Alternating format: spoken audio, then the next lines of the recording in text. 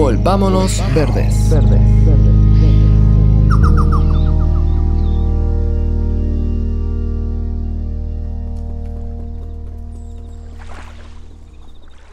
En cada paso por la naturaleza, uno recibe mucho más de lo que busca. John Muir.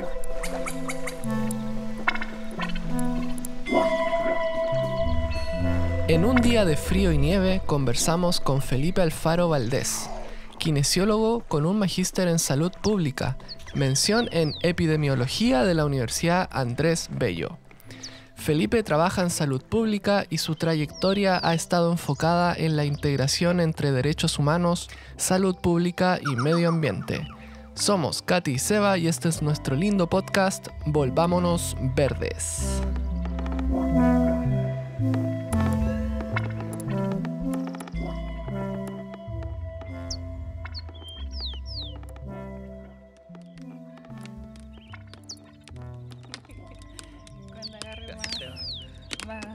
Más ritmo en la conversación. Y como queríamos hablar de kinesiología, salud mental, salud ambiental, yo pensaba, ¿cuál va a ser el orden? Claro. No hay hay un orden. En verdad, todo se entrecruza con todo. Creo que así lo vamos a hacer, entrecruzar todo, sí. Sí, porque todo no hay una forma absoluta. Creo que todo tiene patitas y agarra de todo un poco. Sí. Y lo que tiene más sentido para nosotros siempre es partir por la persona, poder preguntarte toda tu biografía, ¿no? Sí, súper. No, creo que te la conté toda viniendo para acá. No, pero como a nivel general, pues, ¿cómo fue que llegaste a la kinesiología y de la kinesiología a los temas de salud ambiental, derechos humanos y todo lo que has hecho? Súper. Bueno, ¿quién soy? Soy Felipe. Mi profesión madre es la kinesiología, que, como muchos saben, se define como una ciencia que rehabilita o cura a las personas a través del movimiento. Eso es como una definición quizás básica de la disciplina. Pero también personalmente me ha tocado vivir en distintas ciudades, como te comentaba, por un tema de mi papá, que trabajó en varios lugares, entonces nos teníamos que mover a nivel nacional. Y en eso yo nací en Punta Arenas, después viví en Concepción, como te contaba, después viví en Iquique. ¿En qué trabajaba tu papá? Mi papá es militar. Ah. Mi papá es militar. Entonces, de hecho, ayer le pregunté, porque como sabía que iba a sonar esta pregunta, le dije, papá, ¿por qué te fuiste a Punta Arenas si tú eres de Parral, él nació en Parral, o sea, hacia la cordillera, y después su familia se fue a Santiago? Entonces, ahí me pierdo un poco. Y claro, me refrescó de que él, por el conflicto de las Malvinas, lo derivaron, como que fuese. Sí, lo trasladaron a Punta Arenas. ¡Wow! ¿Y de ahí Iquique? Sí, porque estuvo muchos años en Punta Arenas, ahí nací yo. Conocí a mi mamá desde mucho antes, mi mamá es de Constitución. Entonces se decidió casar, se fueron a vivir a Punta Arenas, nacimos yo y mis hermanas, tengo 2 hermanas, y de ahí lo trasladaron a Concepción. Y ahí vivimos, no sé, como 8 años más o menos. Y ocurrió de que el regimiento en el cual él trabajaba lo disolvieron, que era el regimiento Guías, que estaba justo ahí en Collado. Y los blindados, mi papá es de la fuerza, como de la rama blindada, lo trasladaron a Iquique. Entonces yo ese año, el primer año, viví en el desierto, muy cerca de Humberstone. ¿Sí? Sí, wow. Viví en pleno desierto. De hecho, me acuerdo que salía a jugar, en mi patio era el desierto, en pocas palabras. ¿Y me recuerdas que era Humberstone? Sí, una salitrera al frente está Santa Laura, que está como quizás unos 50 minutos o 40 minutos de Iquique, donde claramente las salitreras estaban extendidas por toda la zona norte. De hecho, de ahí el conflicto con Bolivia y con Perú en la Guerra del Pacífico. Y nosotros vivíamos muy cerca de Humberstone. De hecho, me acuerdo en una ocasión con mi papá que esperamos un bus de bajada de Iquique, porque había que hacer como esperar el bus de turno. Y esperamos tanto que estábamos cerca de Humberstone y aprovechamos de meternos a la salitrera por las latas que estaban partidas. Y ahí conocimos Humberstone por primera vez. Wow. Sí, fue súper interesante esa época porque vivir en pleno desierto igual era... ahora que soy grande lo tomo como wow. Y los contrastes, pues que pudiste ver Punta Arenas, Concepción, que también era muy húmedo, o es muy húmedo, pero quizá en esos años aún más, después el desierto, wow. Sí, y esos contrastes igual quizás han configurado el por qué también hago tantas cosas diversas porque pude conocer distintas culturas o experiencias territoriales. Entonces me empapé mucho del norte. Mis amigos son muy del norte, muchos de ellos también tienen descendencia aymara. Muchos amigos bailaban en estos grupos de bailes que van a La Tirana. Entonces, de hecho, hace muy poco fue a La Tirana y es como súper emocionante ver los reels y decir, oh, La Tirana, hace mucho tiempo que iba para allá. Y es toda una fiesta muy bonita. Sí. Así que, claro, me tocó vivir varias partes en Chile. ¿Y de ahí qué fue lo que te llevó a estudiar kinesiología? Mira, la kinesiología parece igual como, quizás no como la típica carrera que uno quiere estudiar al principio y quiero estudiar esto, sino que fue más o menos accidental. Pero empecé a estudiar la kinesiología cuando yo estaba en Iquique. Y me fui enamorando de la carrera lentamente, no fue tan amor a primera vista. Pero también pasaron varias cosas, porque cuando yo estaba estudiando kinesiología, justo fue este conflicto o este movimiento social de los estudiantes que estaban protestando por el derecho a la educación gratuita y de calidad. Entonces, también fue para mí chocante el contexto en el cual nos movíamos mientras yo estudiaba. También estaba muy atento a lo que estaba pasando en las movilizaciones sociales en esa época. Entonces, había como dos ambientes mientras yo estudiaba. Aquellos que estaban estudiando y salían de la U y hacían su vida común y corriente.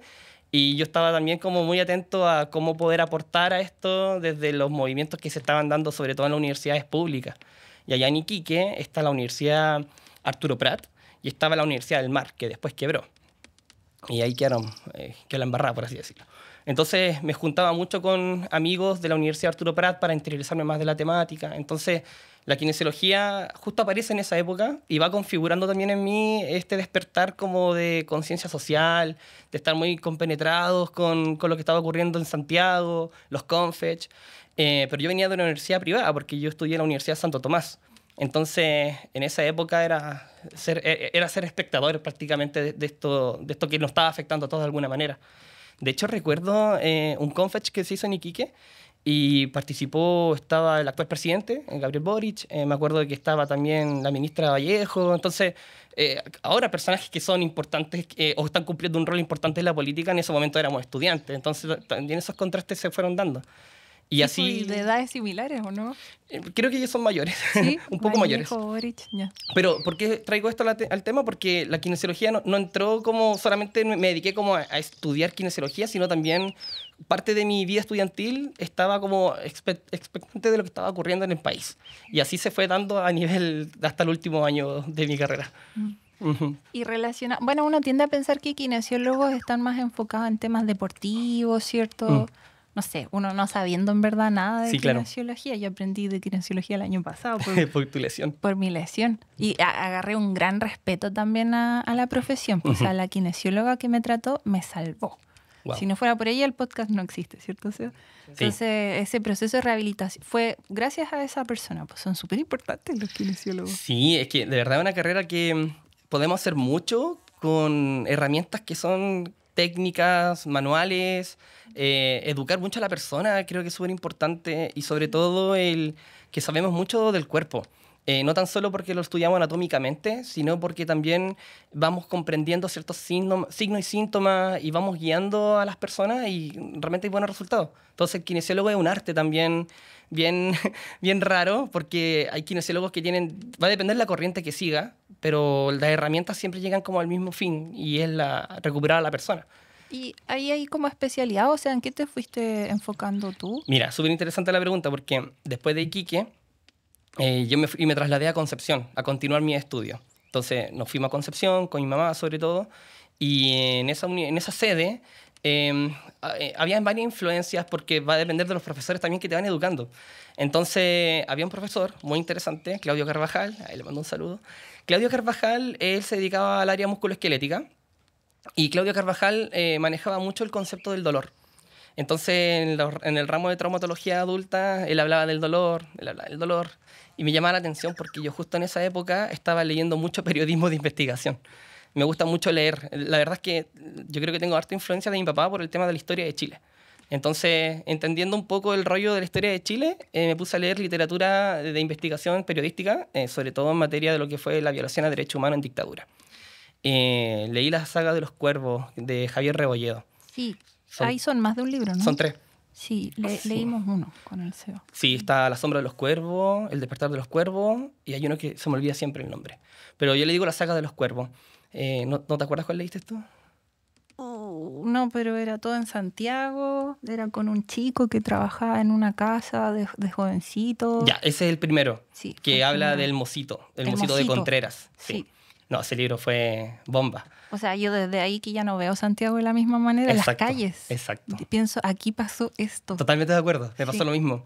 Entonces yo estaba leyendo esos libros de periodismo de investigación y a la vez estudiando lo que tenía que estudiar y cuando Claudio hablaba del dolor, yo me empecé a hacer estas preguntas relacionadas a las consecuencias de la violación a derechos humanos, sobre todo a nivel físico. Entonces yo decía, bueno, si a alguien lo golpean con el nivel de brutalidad de lo que pasó, entendiendo los libros, ¿habrán consecuencias el día de hoy si han pasado tantos años? Entonces, con el profesor yo le preguntaba, le decía, ¿qué pasa si, como que me acercaba un poquito, le decía, ¿qué pasa si a mí me pegan muy fuerte? ¿Me va a quedar doliendo años después? Entonces hacía preguntas muy inocentes, hasta que en algún momento me sinceré y le conté lo que estaba pasando y lo que estaba pensando, y Claudio yo creo que también tuvo una reacción así como, wow, ¿qué está pasando acá? Después lo conversamos en el futuro, porque pasaron cosas después a nivel un poco más seria, académica. Entonces, con Claudio Carvajal hablábamos de estos temas y ahí entramos en lo que fue el dolor. Y el dolor claramente tributa mucho al dolor musculoesquelético. Entonces, mi especialización o mi rama se fue por esa línea, de entender el cuerpo. Pero tampoco me gusta como encasillarme. Entonces, cuando me meto en temáticas de violación a derechos humanos, sobre todo lo que ocurrió en dictadura, el dolor para mí abrió una puerta gigante de varios temas. Y ahí es donde me incursiono un poco en salud mental, en entender el trauma. Y esas son materias que generalmente mastican los psicólogos, los psiquiatras. Entonces tuve que aprender a abrirme a conceptos que en la malla académica jamás los había escuchado. ¿La malla académica de kinesiología no tienen temas de salud mental? No, muy poco. Bueno, yo creo que la universidad ha cambiado. Quizás sí. Ahora sí, no lo sé. Pero en mi época, por lo menos, muy poco. Nada, sí. Diría yo, de formación en salud mental. Bueno, lo voy a llevar al tema de derechos humanos, pues, pero...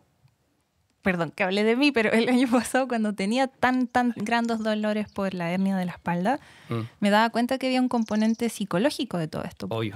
Y la kinesióloga me tuvo que tratar de esa manera. Me dijo, aparte de sanar tu cuerpo, vamos a tener que sanar tu cerebro para que vayas olvidando también el no sé si decirle trauma, pero el recuerdo de ese dolor intenso. Sí, tocaste un tema importante. Entonces es físico y es psicológico también. Lo que pasa es que el dolor, entrando como en conceptos, es un sistema, o sea, es una alarma que tiene nuestro cuerpo, digámosle que porque por evolución humana hemos aprendido a doler como mecanismos de protección, sí o sí. Y este es nuestro cerebro el que determina cuánto doler también. Entonces todo está enraizado en cómo nuestro cerebro procesa esa señal dolorosa. Y en ese sentido va a depender también de las características de la persona, sus creencias, sobre todo si tiene vivencias anteriores y experiencias anteriores al dolor, en cómo éste reacciona frente a él.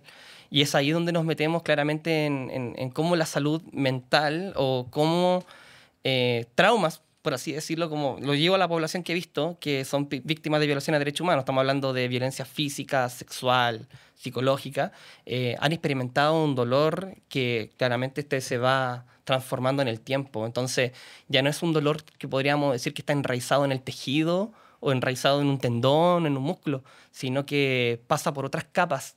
Y es ahí la importancia de tener un equipo multidisciplinario formado en dolor y no tan solo reducir el dolor a una sintomatología y a una escala que te dicen cuánto te duele de 0 a 10. Eso es reducir mucho el dolor. ¡Wow! Les queremos hacer una invitación a hacerse parte de nuestro lindo Patreon, una plataforma donde subimos contenido exclusivo, como episodios anticipados, videos detrás de cámara y vlogs de nuestras aventuras buscando personas a quienes entrevistar. Aún no contamos con auspiciadores, por los que todos los gastos del podcast los cubrimos con nuestro propio bolsillo y también con el apoyo de las y los Patreons. Puedes apoyarnos en www.patreon.com/volvámonosverdes, donde puedes elegir un nivel de apoyo, registrarte con tu correo y una contraseña y finalmente agregar una tarjeta de débito o de crédito. Sin tu apoyo, este podcast no podría seguir existiendo. Muchas gracias a quienes ya nos apoyan y sigan disfrutando de este episodio. Y no sé qué piensan otras personas, pero yo cuando pienso en víctimas de derechos, violaciones a derechos humanos aquí de la dictadura, tiendo a pensar en los traumas psicológicos. Claro. Pero no había pensado que quedaban con dolor físico después de tantos años. Es que ahí tocaste un tema importante también, porque cuando yo leí estos libros y me empecé a cuestionar qué pasaba con el cuerpo de esas personas, claro, también tenía ese estigma de que ellos quedaban como con secuelas psicológicas y todo estaba relacionado a la salud mental, pero no al cuerpo. ¿Por qué? Porque igual a uno lo educan en la universidad con un modelo muy médico, de separar el cuerpo y la mente. Entonces, como que los que son problemas del cuerpo, los kinesiólogos, los traumatólogos, y los problemas de la mente, como que nos separan, ¿no es cierto? Pero no, imposible, sobre todo cuando ves este tipo de personas. Entonces, yo hice una tesis sobre este tema. Y ahí entra como sujeto clave un profesor que tuve llamado Darwin. Y Darwin era muy bacán porque él intentó, bueno, cuando yo le conté que estaba haciendo la tesis de esta índole, como que quedó espantado. Me dijo, ¿cómo vaya a hacer algo así? Si el tema igual es como complejo. Claro. Y yo no tenía tampoco claro que era el dolor lo que quería investigar. Yo solamente entendía de que acá había algo y que la kinesiología sí podía hacer un aporte en esta materia, pero no sabías cómo. Y en una tesis es muy cuadrado, tenés que tener una pregunta de investigación, una hipótesis, entonces no sabía cómo bajarla. Claro. Entonces Darwin, en un momento tuvimos una discusión media acalorada. De hecho, yo creo que esa discusión a él le entendió la importancia que tenía yo con la materia, que no era algo porque quería hacerlo, sino que yo sentía la responsabilidad de aportar a la materia desde mi profesión. Siempre creí que las tesis, o siempre pensé que la tesis debería ser un aporte y no quería que quedara como una tesis más guardada en la biblioteca de la universidad, como muchos compañeros que estaban en esa, querían puro salir de la carrera. Yo no, yo estaba muy con la tesis tiene que generar un impacto y ese fue mi rollo. Entonces, cuando hablé con Darwin y le conté lo que estaba pensando, lo que estaba entendiendo, él me fue encauzando y modelando un poco el proyecto de tesis. Y este proyecto de tesis, al final, junto con la experiencia de Claudio, terminé trabajando una adaptación de un cuestionario de sensibilización central, que se llama. Y esta sensibilización central viene siendo un trastorno fisiopatológico de nuestro sistema nervioso central, donde no tiene la capacidad de regular la potencia del dolor. En pocas palabras, se expresa con mucho dolor, una sintomatología que puede ser el roce de la ropa con la piel, y a eso se le llama alodinia. Entonces quiere decir que la codificación, en palabras muy simples, la codificación de nuestro sistema, junto como el cerebro está interpretando esa señal dolorosa, está hiperpotenciada. Ah, sí, sí, entiendo. Entonces hay como mucha información bioquímica, cosas que están pasando ahí. ¿Como que sobre reacciona? Sí, claro. Sí. Entonces se le llama sensibilización central. Y la sensibilización central, que fue descubierta hace un tiempo atrás a través de experimentos de ratitas, apareció un cuestionario que prácticamente medía los signos y síntomas o los síndromes asociados a sensibilización central. Y este cuestionario te marca una escala Likert, autorreporte, y te marca un puntaje de 40 puntos. Y lo interesante de esto es que no solo mide dolor corporal, sino también sensibilidad a la luz, si tienes síndrome del colon irritable, si muerdes los dientes de noche, es bruxismo. Entonces hay varios signos y síntomas asociados a este síndrome de sensibilización central. ¿Y qué pasa? Que cuando yo empecé a entrevistar a gente asociada a víctima de tortura, para poder entender el fenómeno, que lo hice como tras bambalinas, buscando a alguien, siempre pude llegar a alguien. De hecho, me acuerdo en Concepción que me tomé un café con una persona que accedió a hablar conmigo y él fue víctima de tortura en la isla de Quiriquina. Entonces nos tomamos un café cerca de la Catedral de Concepción y ahí conversamos muy sinceramente y le conté lo que me estaba pasando con esta materia y él me contó cosas súper fuertes y lo agradezco mucho porque ese fue el primer acercamiento a esta materia. Yo no tengo ningún familiar asociado a esta materia, vengo de un papá militar, entonces, ¿qué pasó? De que me di cuenta que no era solo dolor musculoesquelético lo que a ellos les pasaba, sino que ellos también sufrían de bruxismo, cefaleas continuas, síndrome del colon irritable, depresión. Entonces había un conjunto de síntomas asociados a este evento. Entonces yo dije, bueno, el dolor es una puerta, como te dije, que me abre a otros fenómenos. Y así fue como la tesis la encaucé a medir estos signos y síntomas. Y así fue como saqué este resultado, me fue bastante bien, pero quedé como una sensación chica de que esto era para algo más. Así fue como decidí irme a vivir a Santiago, entendiendo que la población mayoritaria víctima de violaciones de derechos humanos está allá. Y aparte existe un programa de reparación llamado PRICE, que es una política pública. Este programa, las personas que fueron víctimas de violaciones de derechos humanos están en ese programa de salud y los equipos están a nivel nacional y tributan a esta especialidad, por así decirlo. Entonces me acerqué a este programa y así pude encontrar a más personas y al final terminamos generando una investigación con psiquiatra, con psicólogo, con Claudio Carvajal, con el psiquiatra Carlos Madariaga, que es un gran psiquiatra que ha estudiado el trauma psicosocial en Chile. Y así pudimos levantar un estudio FONIS y logramos un estudio de prevalencia de dolor crónico. Entonces, lo que pasó con una tesis mutó a algo mucho más grande. Wow. Y los resultados como que indican eso, que muchas personas que han sufrido violaciones de derechos humanos tienen dolor crónico. Sí, claro. Lo que pasa es que ya había literatura internacional respecto a que la tortura y el dolor crónico caminan de la mano, como el trastorno de estrés postraumático y el dolor crónico, o dolor persistente, mejor dicho, caminan de la mano en víctimas de tortura. Pero en Chile no había investigación, no se sabía, y menos con un componente de sensibilización central. Entonces nosotros quisimos... y catastrofismo ante el dolor, que es otra variable. Y catastrofismo vendría siendo como las personas experimentan este dolor, pero pasan a tener, por ejemplo, pensamientos rumiantes, negativos, ¿ya? O desesperanza ante el dolor. Hay gente que no soporta el dolor. Claro. Entonces también hay aspectos psicológicos que juegan en contra a la rehabilitación. Si tú tienes una posición negativa ante el dolor y estás pensando siempre en tu dolor y estás rumiando con ideas negativas que no te vayas a recuperar nunca, claro, influye fuertemente en la recuperación. Oye, ahí está muy claro el componente psicológico de eso. Quizás lo que te pasó a ti quizás en un momento. Sí, y perdón que hable de mí porque yo no sufrí violación a derechos humanos, fue simplemente una lesión de una hernia, pero lo que sentí era miedo, mucho miedo al dolor. Así pánico, terror a volver a sentir dolor. Y el miedo es súper interesante porque el miedo genera evitación a moverte. Moverte genera de que tu musculatura no trabaje, no funcione y por ende una caída, un deterioro. Entonces, y ese deterioro genera mayor dolor. Y ese dolor genera menos miedo y entonces es un ciclo vicioso del paciente terrible. Entonces, a veces como que es contradictorio, pero es como, ¿qué hago ante el dolor? Muévete. ¿Cachai? Que es lo que muchas veces uno cree que causa el dolor. Exacto. Que sí, pero no, sí. Exacto. Entonces, pero bueno, quizás mi experiencia con el dolor, distinta a otros kinesiólogos, que son muy secos en materia del dolor y podrían hablar mucho del dolor, mi experiencia personal fue a través de una historia bastante oscura en nuestro país, que fue la violación a derechos humanos.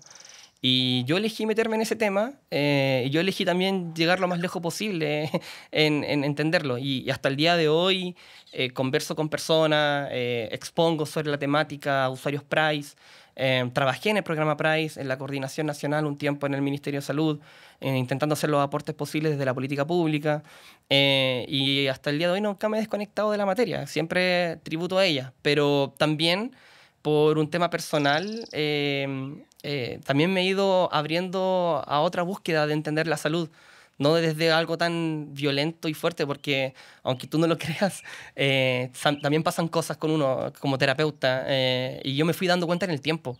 Entonces como que te quemáis, y en eso que te estáis quemando, o sentís que te está cansando igual el estar leyendo cosas tan oscuras y violentas, empecé a buscar como otros tipos de lugares donde tributar y hacer un aporte, y ahí es donde conozco también la naturaleza, One Health y todos estos conceptos que hemos hablado previamente. Sí. Y perdona que no te suelte del tema violento. No, dale. También como leí que habías trabajado en Colombia, entiendo. Sí. También con esos temas, sí. ¿cierto? Lo que pasa es que, claro, después del estudio del dolor y de exponerlo, hubo un... sí, ya sé cómo llegué a Colombia, ahora me acordé. Lo que pasa es que hubo un congreso, y eso es lo otro. Yo siempre busqué como espacios donde instalar la materia, porque yo sentía que de la dictadura no se hablaba desde esta esfera, ¿no? Aparte yo ya venía con ese vacío de información familiar, pues mi familia nunca me habló de la temática, Entonces yo tenía como esa necesidad de romper el hielo. Entonces la tesis para mí también fue como una manera de decir, oye, aquí hay mucho que hacer desde nuestra disciplina y no nos hemos hecho cargo de esta población desde la kinesiología, porque no encuentro investigación, porque no encuentro referentes. De hecho, tuve que autoeducarme y explorar conversaciones con otros tipos de profesionales, psiquiatras, psicólogos, nunca con un kinesiólogo. De hecho, yo agradezco mucho a Claudio Carvajal que me abrió la puerta del dolor, pero no de violación a derechos humanos propiamente tal. Y en ese sentido yo aprovechaba todas las tribunas posibles. De hecho, me acuerdo que expuse un póster de esa tesis en un congreso acá en la Universidad Austral, en Valdivia, y me fue bastante bien, saqué segundo lugar en esa época. Y después hubo un congreso en Santiago, y ahí fue donde expuse la materia, y había una persona en el jurado que venía de Colombia, la Olguita, que con el tiempo nos hicimos muy amigos. Y Olga, justo ocurrió, y aquí viene otra historia muy personal, es que me han pasado muchas cosas con esta materia, pero yo conocí a la señora Ana González de Recabarren.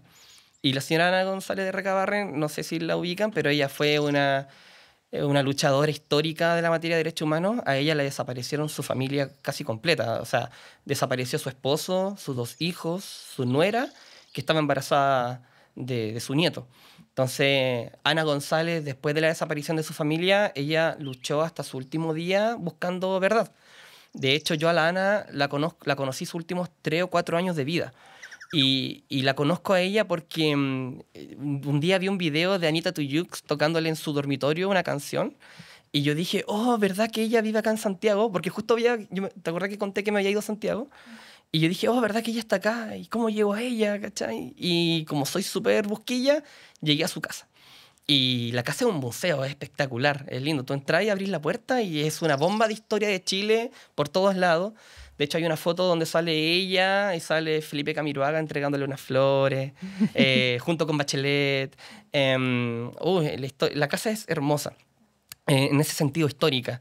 Y la Ana estaba acostada porque estaba enferma ya y tenía como 92, 93 años cuando la conocí. Y yo estaba en mi último año de universidad de kinesiología. Entonces, cuando me acerco a su cama, la saludo. Bueno, ella me responde con un garabato porque tenía las manos heladas. Y siempre cuento eso, ¿cachai? Y dijo, puta que está helado, weón, me dijo. Y yo, ¿qué onda esta señora? Y me enamoré de ella, ¿cachai? Entonces, para mí era estar como alguien como con el símbolo como de Víctor Jara, como de Violeta Parra. Para mí era alguien demasiado fuerte porque realmente su historia marcó la vida de muchos y muchas chilenas que habían perdido la esperanza de buscar a sus familiares. De hecho, con el tiempo descubrí cosas de ella, como por ejemplo que se amarró con cadenas en el centro de Santiago, ahí en el ex Congreso. Y creo que, como no conozco esta parte de ella, porque conocí su último año, ella tenía mucha fuerza y mucha personalidad y frente a la autoridad de ella se paraba y tenía como muchos seguidores, pero no porque ella era tenía algo especial. ¿Por qué hablo de la Ana? Porque cuando yo estaba exponiendo en este congreso esta temática, yo le quería dedicar el congreso a la Ana porque sabía que estaba muy enferma. Yo, cuando la conocí, me ofrecí a ser su kinesiólogo de voluntario. Y la Ana me aceptó, porque le dije así como, Ana, primero le hablé a la Pati, que es la hija, que era su cuidadora, y le dije a la Pati, así como, Pati, ¿por qué la Ana está acostada y su kinesiólogo? ¿Cuánto viene el kinesiólogo a verla? Y me quedo mirando a la Pati así como, Felipe, ¿qué kinesiólogo? Le dije, no te puedo creer que no tiene kinesiólogo, si la Ana sigue acostada, sus pulmones se van a achicar, su musculatura se va a perder mucho más rápido por estar postrada y no, hay que levantarla. Me dijo, Felipe, si eres capaz de levantar a mi mamá, dale, o sea, pero anda a hablar con ella. Y la Ana era súper fuerte de carácter, entonces pensé unos segundos cómo conquistarla y me acerqué a ella y le dije, Anita, ¿te gusta hacer ejercicio? Y ahí empezó a decir, yo hacía ejercicio cuando joven. Entonces yo dije, ya, te voy a venir a ver el sábado.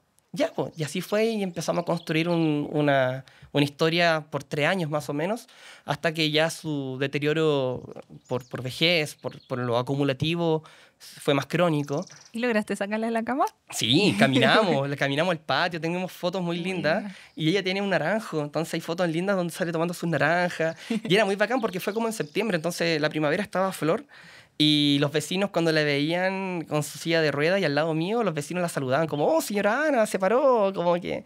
Y después ella pudo participar como en un par de reuniones y a ella le encanta que la gente, ese contacto social, que siempre lo tuvo. Entonces, la Ana se enfermó mucho y empezó a decaer mucho su salud. Entonces yo cuando estaba exponiendo en ese congreso tenía una foto con ella y quería dedicarle esa tesis en ese congreso en ese momento y estaba Olga en el público y antes de salir a exponer me llaman y que había fallecido Ana González. Y me quebré mucho y tenía que concentrarme en la presentación, entonces fue una cuestión súper fuerte y yo dije ya, voy a exponer y me voy a la casa de la Ana para saber todo lo que está ocurriendo. Y así fue como me levanté, fui, expuse y me quebré cuando mostré a la Ana porque le quería dedicar eso porque estaba enfermita y ahora me había enterado que recién había fallecido. Y a la Olga le pegó súper fuerte. De hecho, ella me fue a ver después y me dijo, ¿cómo está? Y le conté que estaba muy afectado, po. Y ahí se generó un vínculo con Olga súper importante que mantuvimos contacto con el tiempo. Y Olga generó un proyecto porque ella es muy sensible a su historia política social en Colombia. O sea, Colombia ha vivido una historia eterna de guerrilla y que ella también lo ve así, de que como que el conflicto, la guerrilla le pertenece a un sector de Colombia, a la Colombia profunda, pero no permea las capas de toda la sociedad colombiana y menos la universidad. Entonces ella quería que yo hablara a sus alumnos, ¿cachai? Y en eso participé de una presentación online, Zoom facilitó mucho las cosas. Y después Olga aparece con un proyecto de invitación. Me dijo, Felipe, tenemos este proyecto, te podemos pagar los pasajes y te queremos invitar a Vigía del Fuerte, porque en Vigía del Fuerte también convive gente de Bojayá y Vigía del Fuerte. Pensar que es como el río Maule o el río Biobío que divide en dos partes la tierra. Entonces Vigía del Fuerte está aquí y Bojayá está un poquito más acá. Entonces en Bojayá me empecé a interiorizar y claro, en Bojayá ocurrió una tragedia tremenda. Logro entender de que llegaron los paramilitares a Vigía del Fuerte. Ah, eso es lo otro. Para llegar a Vigía del Fuerte o es por aire o es por el río. Y nosotros viajamos de Quibdó a Vigía del Fuerte y ese puro viaje fueron 4 horas en lancha de la ONU. Entonces, cuando llegamos a Vigía del Fuerte, te das cuenta que son casitas como palafitos, porque el río también crece mucho en una cierta temporada, entonces, y calle, la verdad era bien humilde el lugar. Y lo que supe en la historia, de hecho me puse a conversar con gente del sector que me contara la historia de cómo fue, y los paramilitares se tomaron esa zona. Y las FARC, un movimiento de las FARC, se iban a enfrentar. Y se lograron enfrentar y fueron empujando a los paramilitares hacia el fondo de Vigía del Fuerte y después los paramilitares cruzaron el río y se parapetaron, por así decirlo, en Bojayá. Y en Bojayá, que es un pueblito muy pequeño, había una iglesia. Entonces la gente cuando vio esta cruzadera de balas, de río a río y todo, mucha gente del pueblo se fue a meter adentro de la iglesia. Y ahí se resguardaron.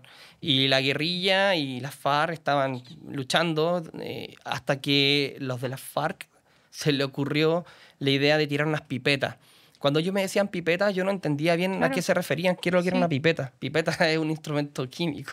Sí. Y lo que logro entender es que tiraban como unos galones de lipigas, les ponían adentro quizás como clavos para que estallaran. Entonces estas pipetas las tiraban como catapultas. Y estas catapultas intentaban llegar a los paramilitares que estaban detrás de la iglesia, si es que no me equivoco.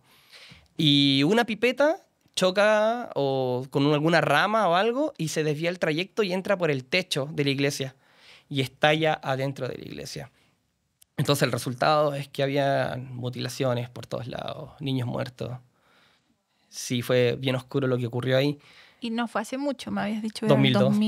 2002, claro. Entonces, esa tragedia de Bojayá fue muy potente en el marco del conflicto armado. Fue una noticia a nivel internacional y marcó el territorio. O sea, realmente genera un trauma en la relación social que hay ahí. Entonces, nosotros fuimos a investigar claramente con mucho respeto a lo que nos convoca la materia, pero fuimos a investigar en relaciones del dolor, las corporalidades. Fue bien interesante escuchar a las personas y no tan solo existe una violencia asociada como a lo físico, a lo mental, sino también hay desplazamiento. Quiere decir que hay personas que perdieron sus casas, sus granjas, porque llegaron las paramilitares o llegaron las FARC y tuvieron que desplazarse y así han visto su vida configurarse.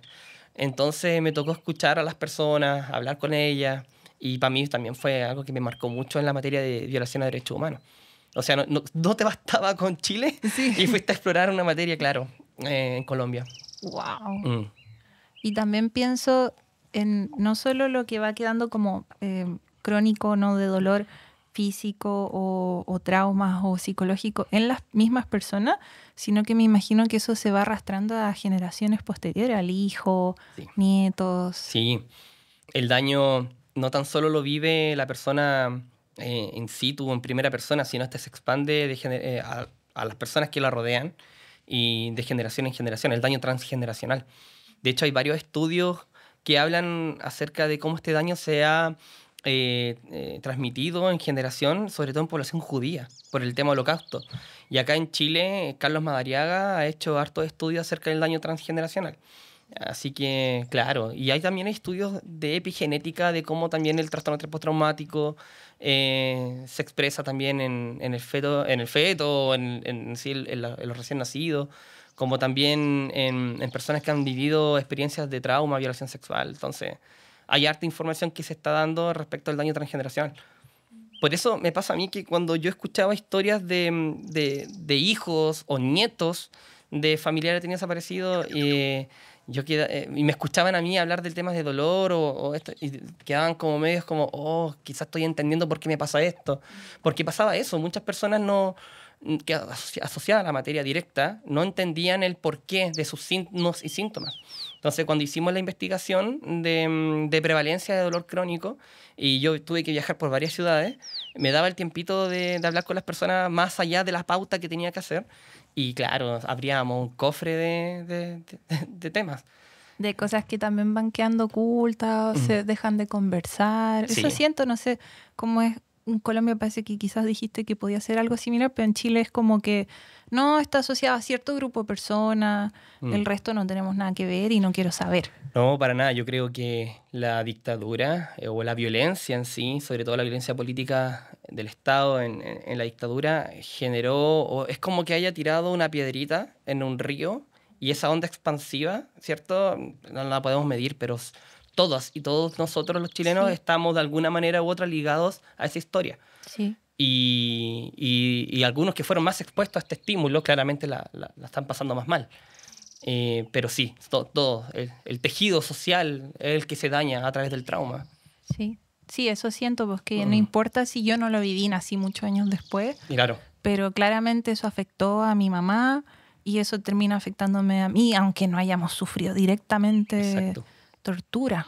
Exacto. Lo peor de lo peor, pero sí estamos todos al final dentro de ese vínculo. Sí. Y lo pude reforzar porque cuando conocí a Lana González y escuchar a la Patti, que es su hija, que la cuidaba, y entender también otras historias, por ejemplo, Aide Oberreuter, que bueno, ella tiene un documental donde muestra lo que le pasó. Ella fue subsecretaria de Derechos Humanos hace muy poco, el segundo periodo, o sea, los 2 primeros años de gobierno. Después ya no estuvo más, pero su historia también es súper fuerte. Y te das cuenta de algo súper interesante, sobre todo con Ana González y con Aide, de que la palabra resiliencia echa carne. Personas que tú te preguntáis cómo Aide te puede recibir con una sonrisa y una energía y que te llena, te empapa. Y claro, detrás de eso hay una historia muy, muy fuerte de dolor, pero hay una historia de resiliencia brutal.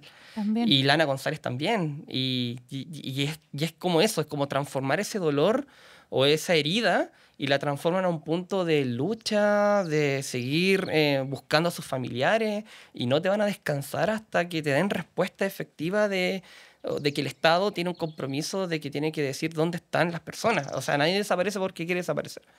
Y eso lo fui aprendiendo mirando, escuchando y observando a las personas con las cuales me involucré durante todo este tiempo. Claro, eso puede ser lo bonito que uno aprende de lo que es la resiliencia real. Sí. Sí, y esta población, o yo le digo población porque tengo muy marcado pero las personas que han vivido historias de dolor, hay harta resiliencia en ellos, como también hay otras historias de personas que no han podido aguantar ese dolor, y como personas que nunca más quisieron pisar Chile, nunca quisieron volver. Sí. Y no puedo evitar mencionarlo porque no lo hemos mencionado, pues, pero como ahora está ocurriendo toda esta horrible hambruna en Gaza, y mueren personas todos los días, y niños, y papás, y doctores, y es terrible. Están pasando cosas horribles y las consecuencias inmedibles en todo ámbito. Yo desconozco el impacto de las bombas a nivel cambio climático, ¿cierto? Que claramente, más encima le agregamos eso, pero a nivel de daño transgeneracional, el daño, los problemas de salud pública que se están dando en Gaza. De hecho, el otro día estaba leyendo que salían que la mayor población de amputados o de niños y niñas amputados está en Gaza. Y no, es indignante, y la pregunta es ¿hasta dónde puede llegar la indignación, por ejemplo, acá en Chile? ¿Cuánto más tenemos que indignarnos para que existan realmente cambios radicales y decir esto no puede seguir ocurriendo? Y ahí es donde uno reflexiona, porque al final tú miráis por teléfono esto y slide. Sí, pues uno ve una foto, la mueve y después tiene fotos de perritos. Entonces el contraste entre lo que uno ve en redes sociales también es muy fuerte. Exacto. Las noticias, uno quiere hacer algo, no sabe qué. No sabe cómo. Sí, pues nos han escrito como gente que quiere boicotear Spotify, YouTube, y yo digo, bueno, pero no sé, pues si sacamos el podcast de YouTube, de Spotify, ¿de qué sirve? Claro, es súper complejo. Y uno está muy lejos también. Claro. Muy frustrante todo eso que está ocurriendo ahora. Hace poco creo que hay una marcha convocada que le llamaron las ollas vacías, creo. Y va a salir gente a marchar y todo. Que al final pasa eso, pues, de que hay que hacer señales sociales para decir que esto nos indigna, pero no sé hasta qué punto eso es eficiente. O sea, al final hay que buscar algo que realmente dé un ultimátum a Netanyahu, a Israel. No, y da mucha rabia, perdón que esté con el tema, ¿no? Pero es que hace poco empezaron a hablar más ciertos políticos de Europa y dijeron, bueno, ya, vamos a dejar que entren camiones con no sé cuántos camiones con comida. Y yo pienso, ¿pero por qué no hicieron eso hace 2 años atrás? ¿Por qué recién ahora, cuando ya la cosa está tan mal? Entonces uno dice, podían hacer algo. Solo que no, claro, las voluntades políticas, como se dice. Y el fenómeno de la violencia, no soy nada experto en violencia, pero lo quiero como trasladar a la experiencia que me ha tocado escuchar, leer y todo. La violencia, cuando estás inmerso en la violencia cuesta mucho, yo creo, primero entenderla, reconocerla, que está en un contexto violento, y te inmoviliza. Y es ahí donde nacen quizás personas iluminadas como Lana González, que en un contexto de violencia donde le desaparecieron a la familia y todo, ella fue capaz de hacer acciones radicales. O sea, ella se encadenó, ¿cachai? Ella hizo acciones que marcaron un antes y un después en la forma de organizarse. Ella creó, junto con otras personas, la organización de familiares detenidos desaparecidos. Y eso marca un antes y un después. Entonces, creo que hay que pensarlo así. Hay que pensar en que hay que radicalizar ciertas acciones para que las cosas cambien. Y eso es como, hoy, ¿cómo radicalizamos eso? ¿Cachai? Pero alguien, nos falta quien lo va a hacer. Bueno, y que hay es terrible pensarlo así, ¿no? Pero después de todas estas cosas terribles, si las personas hacen lo correcto, hay formas de renacer, por así decirlo, resiliencia, como habías dicho. Claro. Pero después de mucho trauma y mucho sufrimiento. No, terrible. Me pasa que, por ejemplo, para el estallido social, el estallido social, hoy en día hay un discurso súper fuerte, sobre todo en un sector que lo ha criminalizado. Es decir, las personas que salieron a protestar eran delincuentes. Que eso es ridículo, porque eran casi muchos millones de personas las que salieron. Yo no soy delincuente, pero claro... Mamá, eres delincuente. Entonces, claro. Y pasa que, mira, es cuático porque el 18 de octubre, como fecha simbólica del inicio de las protestas a nivel brutal, marca un precedente en el territorio. Yo me acuerdo perfectamente del día 18 porque llegué de mi clase del magíster y prendí la tele y caché que estaba quedando la embarrada. Y como que automáticamente, quizás también por la sensibilidad con la materia, yo dije, no, aquí hay que hacer algo. Y no sé por qué, pero me puse el uniforme de kinesiología, en serio. Y pesqué algunas herramientas que tenía, como bicarbonato, una pañoleta, un kit muy básico de SOS, porque sabía que iba a haber gente con apremio respiratorio, un fonendo, no sé. Y me acerqué a la altura del Santa Lucía. Y ahí me escondí detrás de una piedra, no sé, un símbolo que hay, porque los carabineros y la gente estaba quedando en la embarrada, en barricadas. Entonces, cuando veía gente afectada por apremio respiratorio, me acercaba a ella y la ayudaba un poco. Y así fue como mi primera acción frente a algo, fue súper espontáneo. Y pasaron los días y terminamos generando una coordinación de médico, enfermera, TENS, y nos tomamos nos tomamos la palabra, pero nos tomamos unos pasajes cerca de la Plaza Italia. Entonces, ese pasaje fue nuestra posta de urgencia. Y nuestras camillas eran cartones. En serio. Claro. Entonces empezamos a organizarnos porque al principio éramos 3, 4 y terminamos como 200, 300 en un chat. Se llamó Salud a la Calle, el grupo. Y nos fuimos, hacíamos reuniones y entendíamos el tema. Entonces me pasa de que al principio nosotros ayudábamos a la gente en todo el eje Alameda. Entonces caminé mucho desde lo que era como la Torre Entel hasta Baquedano. Yo pasaba así todo el rato y donde habían ciertos conflictos y si había alguien sangrando algo, hacíamos el ayuda. Pero las movilizaciones, como tú cachai, se fueron masificando, ya fue súper complejo esa táctica y generamos como postas o sitios de ayuda en el territorio. Y, pucha, ¿para qué decirte? Harta gente con trauma ocular, vi muchos jóvenes sin ojo. Llegaron casos de gente me acuerdo, una chica que me llega, me dice, mira, no sé, no me responde el brazo y lo tenía quebrado. Tenía la muñeca. Y le dije, ¿qué te pasó? Que le habían tirado una lacrimógena directa al cuerpo. Los perdigones. Perdigones, teníamos jóvenes con la espalda llena de perdigones, los brazos por todos lados. Entonces nos dimos cuenta que había una práctica sistemática de herir a tal punto donde perdimos, o sea, muchos jóvenes perdieron ojos. Y eso también intentamos, o sea, cuando salíamos de las jornadas de protesta, también había que hacer un vuelta a la calma o una contención al grupo porque había gente muy afectada. Entonces, esa experiencia del estallido social también nos demuestra de que el Estado, cuando quiere ocupar su violencia y generar lo que es violación a derechos humanos, es muy frágil, o sea, ocurre. Sí, uno piensa que es algo que no ocurre aquí porque estamos en paz en este momento, está todo bien, pero la violencia es algo que estalla. Y es interesante también. Y traía ese tema justo por eso, porque estábamos viviendo en un contexto tan violento, que en ese momento yo lo vi como una protesta, lo vi como algo que claro, había una demanda social muy vigente a todo esto, pero ahora que lo pienso en retrospectiva, ¿sí? Qué fuerte, o sea... Se sentía como una guerra un poco, ¿no? Es que para allá quería ir. Yo me acuerdo perfectamente estar sacando un perdigón tirado en el suelo, luces apagadas, porque se había cortado con tanta protesta, y escuchaba cómo pasaban los fuegos artificiales y el fuego que te sigue la lacrimógena. Entonces yo decía, esto parece el desembarco en Normandía, decía yo, era... Y aparte nos disparaban también, entonces los perdigones chocaban en una lata, entonces era balas por tu cabeza y tú sacando un perdigón. Entonces, sí, pues ahora que lo pienso, digo, fue muy violento lo que vivimos y las consecuencias también. Wow. Y bueno, ahora recordando que este es un podcast de naturaleza. Sí, pues. Pero obviamente, siempre lo digo, todo está relacionado con todo. ¿Cómo es que se relaciona todo esto que hablamos ahora, ¿no? Derechos humanos, salud física, salud mental, con los temas ambientales? ¿Cómo fue que llegaste a eso? Sí, lo que pasa es que, claro, como te contaba, yo me metí mucho en esto de los derechos humanos, la violación a derechos humanos, y en el periodo que estaba terminando el magíster de salud pública, me tocó la decisión de hacer una tesis. Entonces yo dije, pucha, no sé si quiero tributar a derechos humanos como lo que he hecho, porque también de alguna manera u otra te va quemando la materia o tenía una carga.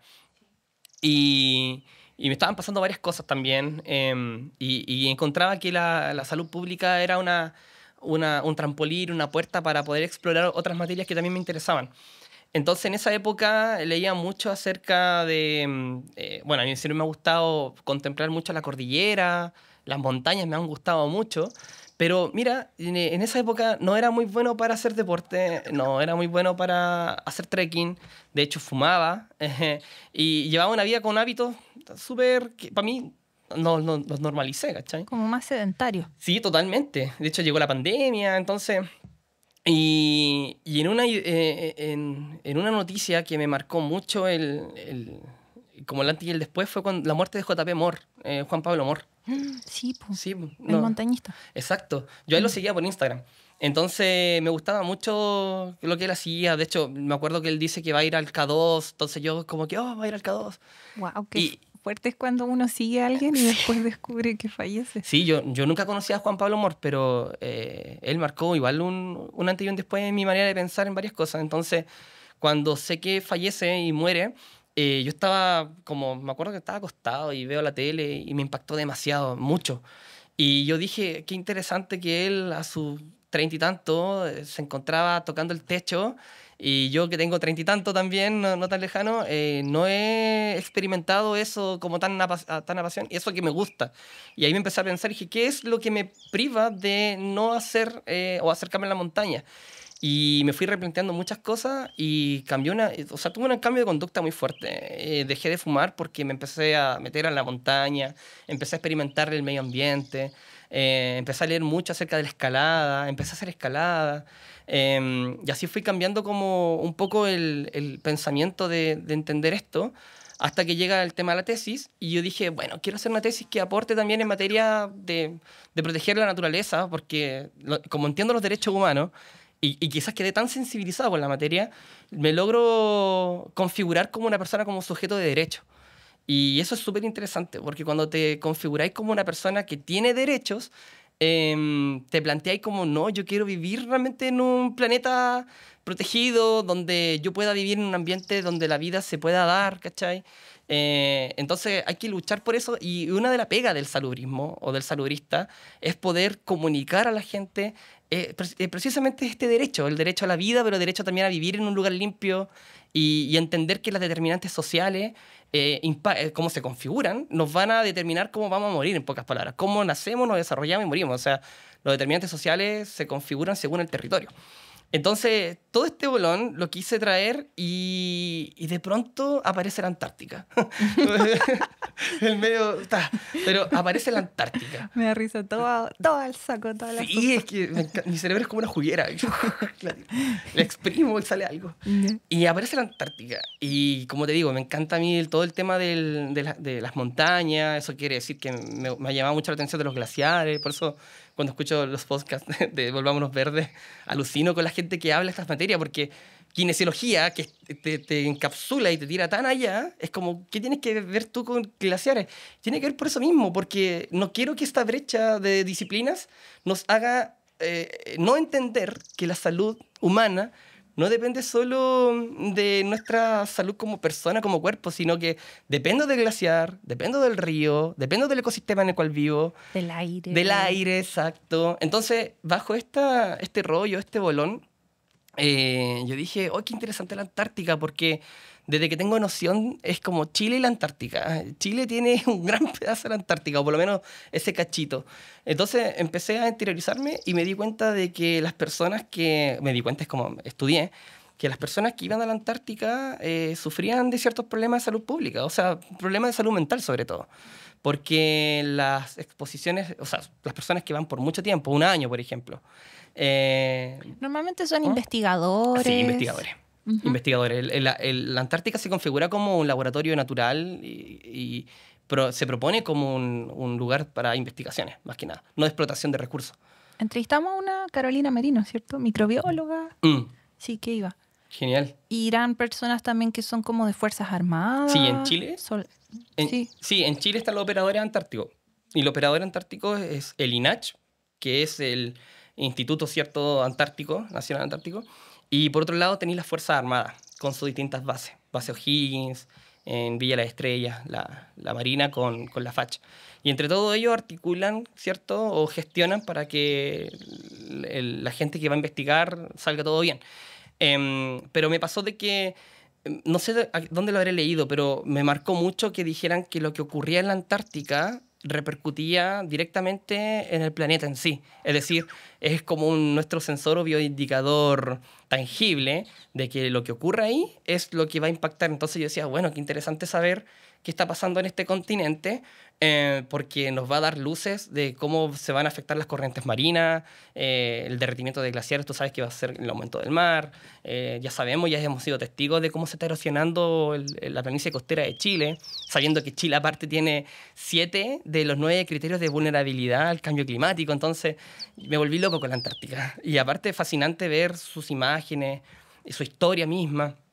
Y así fue que propuse en el magíster nuevamente. De kinesiología, ir a la Antártida. Sí, no, que me da risa porque cuando propuse el tema del dolor en el pregrado, todos quedaron como... Yo siento que la gente quedó como, ¿what? Entonces ahora yo proponiendo algo antártico y también sentí como el what, ¿cachai? Entonces tuve que incentivar a algunos colegas porque no la podía hacer solo. Había una obligación que tenía que hacerla en grupo. Entonces a estas personas les dije, mira la Antártica, convenciendo a gente para hacer la tesis conmigo, ¿cachai? ¿Qué es lo que implicaba ir para allá o no? No, era simplemente una revisión sistemática de la evidencia respecto a los problemas que se generan en investigadores antárticos y cuáles eran en pocas palabras, cuáles son los factores que influyen en que ocurran estos problemas. Y así fue como los datos arrojaban de que tan solo estar encerrado en una estación, la rutina, el tipo de luz, que aparte el sol en invierno es escaso y después tiene muchas horas de sol, tu ciclo circadiano se impacta. Todo esto generaba alteración en el eje hipotálamo hipofisiario. En pocas palabras son las hormonas TSH, T3, T4, que son sumamente importantes en la regulación también del estado del ánimo. Influyen, po. Entonces, las personas, sobre todo hay un estudio de unos chinos, de 2 bases distintas, y lo investigaron y claro, los que estaban como más aislados o más expuestos a estos cambios sufrieron desbalances endocrinos interesantes o significativos y afectaba a su salud también. O sea, hay épocas largas en las que no pueden salir de la base. Invierno, generalmente el pic de estos trastornos, desbalances se genera en invierno.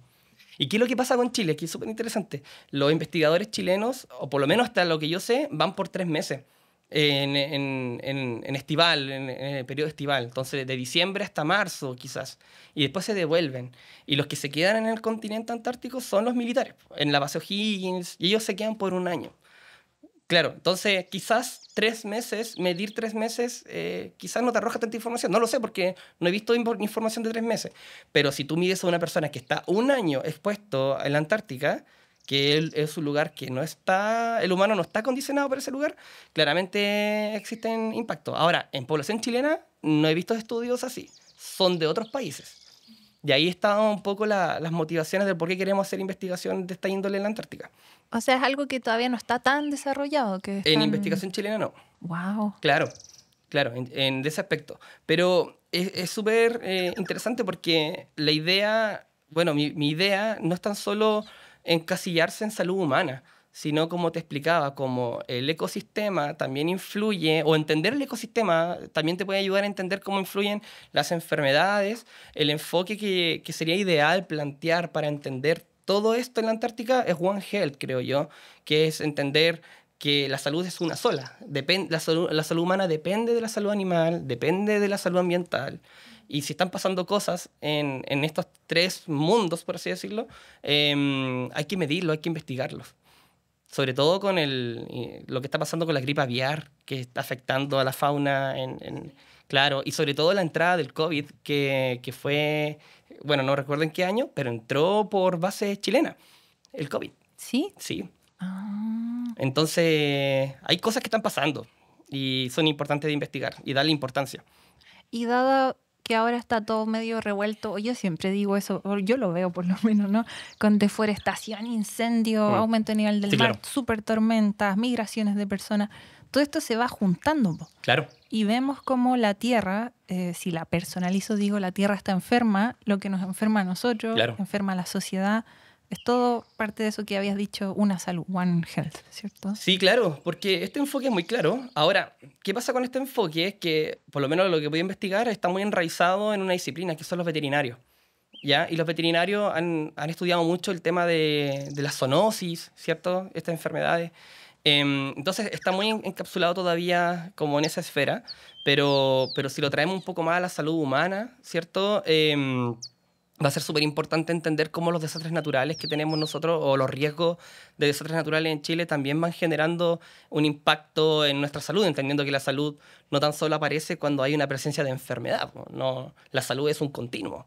Entonces, entendiendo ese continuo, uno se da cuenta que va a estar expuesto tarde o temprano a algún evento y eso te va a impactar de alguna manera. Y lo que se ha dicho mucho es que se va a afectar mucho la salud mental de las personas. De hecho, ya la ecoansiedad, quizás como lo estábamos hablando, ya podrían ser algunas luces de lo que nos está pasando a aquellas personas que están mucho más sensibles con estas materias, porque tienes un grado de conocimiento mayor quizás y estás entendiendo lo que está pasando en una esfera que otra persona la normaliza. Claro, entonces cuando uno logra entender estos conceptos, dice, chuta, aquí están pasando cosas graves, como por ejemplo la contaminación del lago Villarrica, ¿cierto? Sí. O que se estén derritiendo los glaciares y que a lo mejor proliferen ciertas bacterias que el día de mañana sí podrían ser riesgosas para nuestra salud. Entonces, sí, creo que por ahí va la cosa. O sea, bueno, hay distintas dimensiones, ¿cierto? También nos han dicho que la ecoansiedad en una persona que es privilegiada, o sea, se dice que es también una sensación privilegiada, ¿no? De una persona que tiene educación, tiene una buena situación social y que tiene tiempo para preocuparse por el estado de la naturaleza. Pero por otro lado, en otras conversaciones que hemos tenido, hay personas, comunidades que ya están sufriendo impactos directos del cambio climático, por ejemplo, que viven en islas que ya están desapareciendo o que están sufriendo conflictos que están relacionados también al cambio climático, indirecto o directamente. Escuché hace poco que un conflicto que hubo en Medio Oriente, ahora no recuerdo en qué país, está influido también por la sequía. Y por la falta de agricultura y la migración de las personas. Entonces tienes personas que no son privilegiadas y que sí también están sufriendo físicamente y mentalmente todos estos temas ambientales, sociales. De hecho, escuchándote, automáticamente me recuerda lo que está pasando ahora en la región del Biobío, en Concepción, por el proyecto Itahue, Mataquito. Sí, la línea de alta tensión. Exacto, que es una carretera.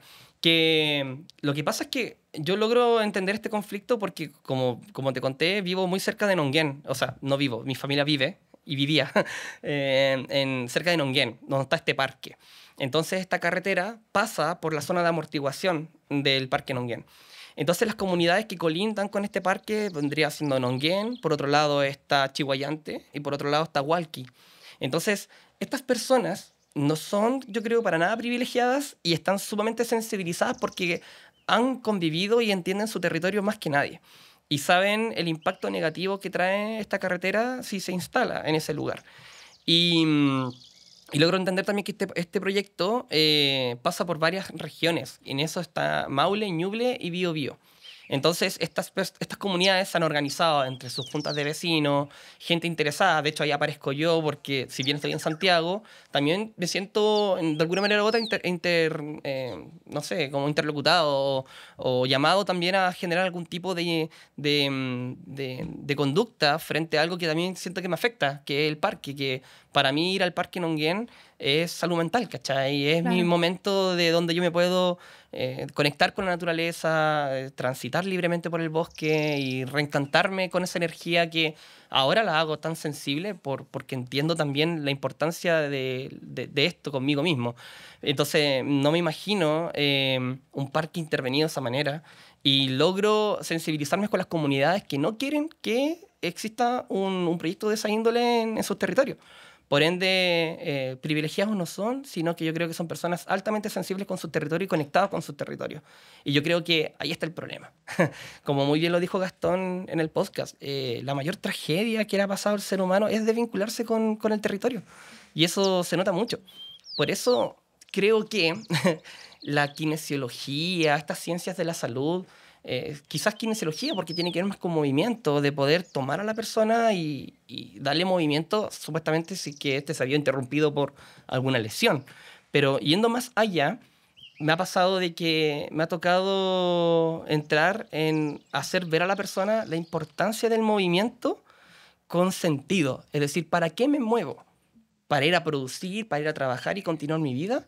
¿O me muevo con sentido para poder realmente sentirme vivo? Y es ahí donde yo me agarro y digo, ¿y estás movido en el medio ambiente? Me refiero a la naturaleza. Eso trae otro plus, eso es otra cosa. Y aquí no se trata de llegar a la cumbre más rápido, se trata de disfrutar el camino también. Entonces, qué bonito es cuando una persona se sensibiliza con eso y dice, sí, mantenerme en movimiento es prácticamente mantenerme vivo, sí, o sentirme vivo. Que no se mueve, o sea, como humanos, ¿no? Que no se mueve, se muere. No un árbol o un hongo, pero los humanos nos tenemos que mover, los animales. Claro. Y quien no se mueve se muere. Exacto. Sí. Y la naturaleza está viva, súper, sí. Y se está moviendo, ¿cachai? Entonces, cuando uno se sensibiliza como con esas materias y lleva la terapia un poco más allá y abre un poco la perspectiva de la salud a las personas mismas, hay un cambio, yo lo he visto. Lo he visto con pacientes, lo he visto con mi entorno y es mi estilo de vida también actualmente. Y lo hice también porque... me di cuenta de cómo esto mejoraba mi salud también, tanto física como mental, o me mantiene en un equilibrio frente a un estrés constante del día a día. Vivir en Santiago no es fácil, trabajar en el Ministerio de Salud no es fácil tampoco, menos en materias de derechos humanos. Entonces, es mi dosis, es mi pastillita cuando voy a la naturaleza. Me gustó eso que dijiste de ¿para qué te mueves? Porque eso también me hizo pensar, ¿qué te mueve? Que está esa frase de ¿qué es lo que te mueve? ¿Qué es lo que te motiva? Lo veo yo, ¿no? A estar vivo, por ejemplo. Que va más allá de ti mismo, por ejemplo, o por ejemplo, luchar por los derechos humanos, sí, luchar por la naturaleza. No, y los derechos humanos, de verdad que cuando uno se mete en esa materia, por eso de repente uno siente como, no es rabia la palabra, pero dan ganas de decir, oye, estáis mal ocupando ese concepto, porque hay los derechos humanos y ¿cachai? Que se da mucho eso. Sí, pues al final los derechos humanos son la conquista más grande que ha hecho el ser humano en materia de derechos. Después de la Segunda Guerra Mundial, eso lo repetimos mucho, pero cuando uno se mete en la Segunda Guerra Mundial es que claro, pues sí, la cantidad de muertos, millones, desplazamientos, toda la herida, entonces dimensionar lo que fue la Segunda Guerra Mundial y tener como producto unos derechos que están protegidos por el marco jurídico internacional y que están obligados los estados a promover, a cuidar estos derechos, claramente te sientes convocado a luchar por ellos. Sobre todo si lo has vivido de carne propia de personas que fueron víctimas de su vulneración, en distintos contextos de la historia de Chile, quiero decir. Y que, bueno, claro, derechos humanos tienen que ver con la palabra dignidad, que se usó mucho en el estallido social, y yo la veo claramente relacionado todo eso con el derecho a la naturaleza, o sea, exacto, a respirar aire limpio, a tomar agua limpia, a poder mirar el cielo, descansar, ver las estrellas. Exacto. Y todo eso da una vida digna. Exacto.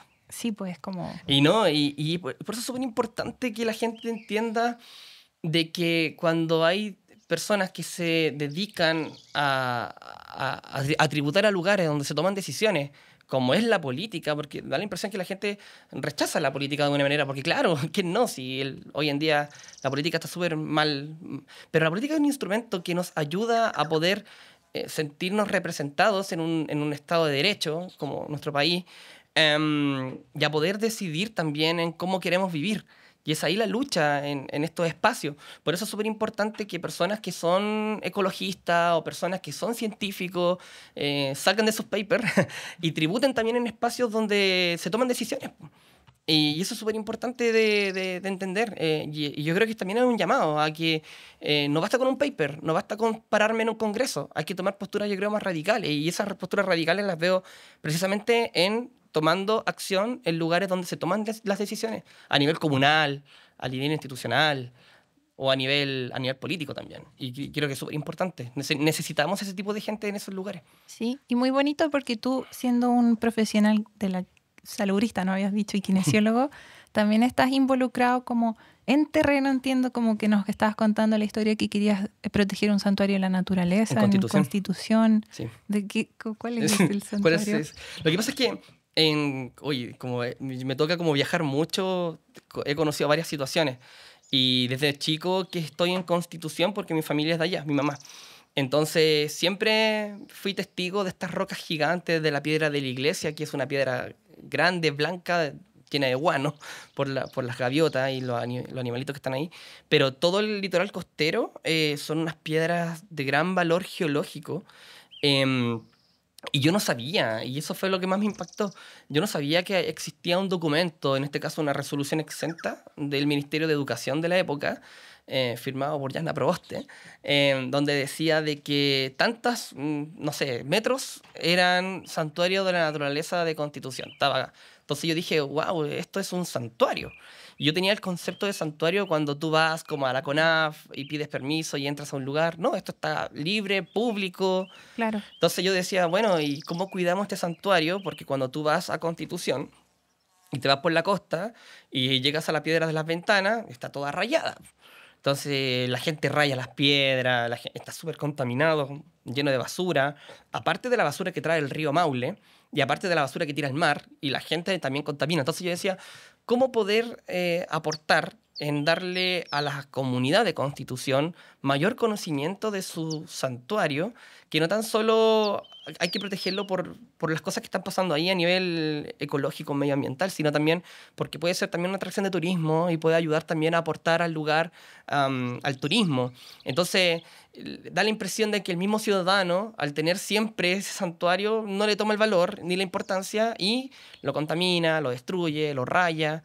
Entonces, con un grupo de amigos, ya nos hicimos amigos, nos creamos la Roca Maucha, que así se llama el grupo, donde pensamos en lo mismo y hicimos una jornada este verano. Hicimos una jornada donde hablamos de qué es lo que era el santuario, de la resolución exenta, de que lo formaliza, hicimos como una metodología participativa de las brechas que existen a nivel comunitario, a nivel municipal, y qué propuestas podrían existir para proteger mejor ese santuario. Entonces, claro, por Instagram hacemos ruido, pero falta mucho para que la gente quizás deje de rayar las rocas, que eso es lo más grave. Claro, pero a mí me gustan esas iniciativas en que las personas locales se involucran en cuidar los lugares en los que ellos habitan, ¿no? Entonces me gusta mucho, por ejemplo, aquí hay una organización, el MAI, que organiza idas a la playa, a limpiar la playa, en el lago. Sí. Entonces, claro, uno se siente muchas veces superado, ¿no? Nuestro lago está contaminado y no sé cómo hacerlo, pero podemos ir a recoger basura. Claro.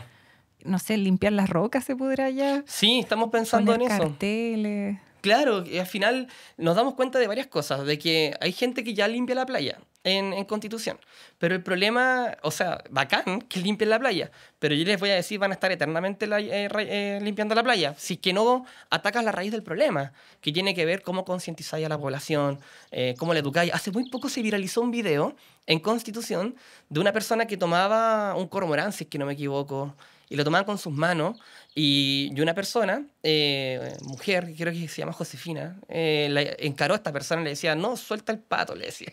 Y el tipo, muy así, seguro de lo que hacía, tomaba y manipulaba al animal y todo. Entonces, situaciones como esas se repiten mucho en los lugares. Entonces, falta un trabajo de carácter quizás institucional, quizás, cómo las mismas municipalidades van aportando y trabajando en que estas situaciones no ocurran y van potenciando a las sociedades a que se involucren una con su territorio y que se eduquen más para que estas acciones se prevengan. Entonces, y eso yo creo que es la tónica para todo el país al final. Tiene que haber algo. Tiene que haber algo. No, son temas de educación profunda también, pienso yo, como ir al núcleo al modelo. Sí, totalmente de acuerdo. O a lo establecido. Pero para allá es, ¿cachai? Yo creo que al final, bueno, si alguien escucha este podcast y alguien no se ha involucrado con su territorio, el llamado es ese, ¿cachai? Y no necesitáis ser geólogo, glaciólogo para tomar acciones. O político también. O político, sí. Claro. Simplemente tienes que entenderte como ciudadano lleno de derechos, sí, y empezar a vivir y a comprometerte con esto. Por eso me pasa a mí, de que quizás los papers, las investigaciones, actualmente me llevaron también a decir, ya, Felipe, basta, tenés que involucrarte más con tu territorio y empieza por ti también, con tu territorio corporal. Empieza a moverte, deja de fumar. Y así fue, ya llevo 3 o 4 años en como conducta personal y no me desligo de la temática porque veo la importancia y la vital importancia de entender la salud desde ese modelo, ¿no? de si yo cuido el territorio, me estoy cuidando a mí mismo también. Pero cuando llego a Concepción en invierno me decepciono porque la capa de humo es horrible. Pero es que bueno, también entramos en otra materia, que es la materia que tienen las personas para poder calentarse. Y ahí entramos en problemas, en una dimensión enorme, que no va a entrar ahí, pero... La calefacción, sí. En todos estos lugares, claro. ¡Wow! No, es complejo. Kinesiólogos ambientalistas. Claro. Bueno, existen. ¿Sí? Existen. No, yo no tenía ni idea. Y buscando palabras clave, llegué a una organización de Países Bajos. Me refiero a Países Bajos, países nórdicos, sobre todo en Noruega. Y existe como la fisioterapia, le llaman medioambiental. Y también estamos masticando los mismos conceptos, One Health, salud planetaria, etcétera, que tributan a lo mismo. Y bueno, me recuerda mucho esta conversación linda que tuvimos con una terapeuta ocupacional que se llama Blanca Segers. Y ella trabaja directamente con niños con problemas de desarrollo, no sé, de salud mental y en rehabilitación de niños en naturaleza y con caballos. Ah, hipoterapia. Sí, hipoterapia. Sí, lindo. Y ahí nos hizo ver cómo, de tantas maneras distintas en el desarrollo de un niño pequeño, en cualquier problema de salud, cómo te ayuda el acceso a la naturaleza. Exacto. Sí. La hipoterapia es súper linda. Yo también la experimenté, ayudé un tiempo en hipoterapia y claro, el movimiento del caballo imita la marcha humana, que es como media 3D, ¿no? Claro. Entonces, claro, lograr eso imagínate un niño, una niña que está siempre en una silla de ruedas mirando hacia arriba y tan solo subirlo arriba del caballito y sí, mirar la perspectiva te cambia todo, hasta psicológicamente cambia. Y nos decía pues que no hay tecnología que sea capaz de imitar eso. Claro. O no recuerdo que era que nos hablaba de niños que la reflexión de la luz en las hojas o algo así en el bosque, totalmente. Los incentivaba como a prestar atención a su entorno de una forma en que ninguna sala de clases lo ibas a poder lograr. Exacto, totalmente de acuerdo. Era impresionante. De hecho, me acuerdo mucho de pacientes o niños, niñas que al caballo le tiraban el pelo porque, claro, tenían ciertos trastornos, entonces le tomaban el pelo, no sé, y el caballo ahí ni se inmutaba, el caballo se entregaba, como que entendía perfectamente quién estaba arriba de él. Claro. Súper lindo lo que ocurre con la hipoterapia, muy genial. Sí. De hecho, me hizo acordar de algo, porque evidencia existe respecto a cómo el medio ambiente nos ayuda en materia de salud mental y todo. Entonces, nos regula, ¿cierto? Nos regula, sí. Exacto. Existe mucha evidencia que marca o dice los resultados positivos respecto a esto. Uno de los mayores como quizás, de hecho es uno de los temas que estoy viendo ahora, estoy como viendo Antártica por un lado y salud mental por otro, es que la red temática de salud mental, aquí me meto un poco más en el modelo de salud de Chile, la red temática de salud mental se le denomina como a todos los establecimientos, desde APS o desde nivel primario a terciario, que se atienden o generan prestaciones en salud mental. Muy rápidamente lo expliqué. Y los COSAM, o los Centros Comunitarios de Salud Mental, son dispositivos como de unidad especializada. Por ende, si alguien tiene un diagnóstico de depresión, por ejemplo, y es mucho más complejo su manejo en APS, es derivado a un COSAM. Entonces ahí pasa a otra instancia. Y aquí viene otro equipo especializado y atiende a la persona. ¿Qué quiero decir con esto? Que si tú te das cuenta, no existen profesionales como kinesiólogos especializados en la materia que pudiesen estar ayudando a este tipo de patologías y sobre todo indicándole, prescribiéndole ejercicio físico y ojalá la naturaleza para mejorar su condición. Entonces, el mismo modelo de salud, con toda la evidencia que existe, le cuesta también tomar este tipo de estrategias que ya están más que evidenciadas que hacen bien. Entonces, bajo esa lógica, con un grupo de kinesiólogos que estamos todos pensando en esto, le llaman ambiente enriquecido, en pocas palabras, postulamos un proyecto a un FONIS, ojalá lo ganemos, de hecho el resultado lo tenemos en septiembre. Puede que no lo sé, es bien competitivo, pero nuestra propuesta es precisamente hacer este tipo de intervenciones con ejercicio físico, con personas con trastornos de ansiedad, depresión, y en la región del Maule. Y lo que queremos es que en una de las sesiones, la última sobre todo, es una caminata por el parque, por un parque que está cerca de Constitución en la costa, y poder hacer este trekking con las personas, que es un trekking de baja intensidad, pero sabemos que el impacto va a ser bien positivo. Entonces queremos hacer ese modelo de intervención. ¿Para qué? Para poder tener argumentos científicos que en Chile sí se puede hacer y ojalá tener buenos resultados para poder decir, por favor, ¿qué están esperando para que se generen este tipo de prestaciones? Y al final eso, bueno, es más complejo también porque depende de los recursos estatales para poder contratar a más profesionales y eso es plata y el Estado tiene los recursos bien complejos, bien comprimidos. Pero ese modelo de salud mental, me refiero a la intervención, sería lo ideal para un país que tiene tanta riqueza a nivel ambiental. Y eso lo podemos estratégicamente configurar, depende del territorio. Bueno, y uno no puede dejar de mencionar esa dimensión también de justicia, sí, de que, como habíamos hablado con tantas personas, también Tatán Fernández en otra entrevista, sí, de que no todos los chilenos pueden tener acceso a la naturaleza, algunos tienen más acceso que otros, sí, y hay personas que crecen en ciudades o en comunas donde sí, no hay ni un árbol. Exacto. Y donde llegar al cerro es muy difícil o está muy lejos, no saben cómo. Entonces está eso, po. No, lo vi en carne propia porque hacía un curso yo en el Penta UC, no sé si lo ubican, pero el Penta UC de la Católica tienen como un tipo de programa para jóvenes de varias comunas. Y yo hice un ramo asociado a Derecho Humano y Salud y les mostraba en los gráficos que existen en torno a cómo impacta el verano y la temperatura en las distintas comunas de Santiago.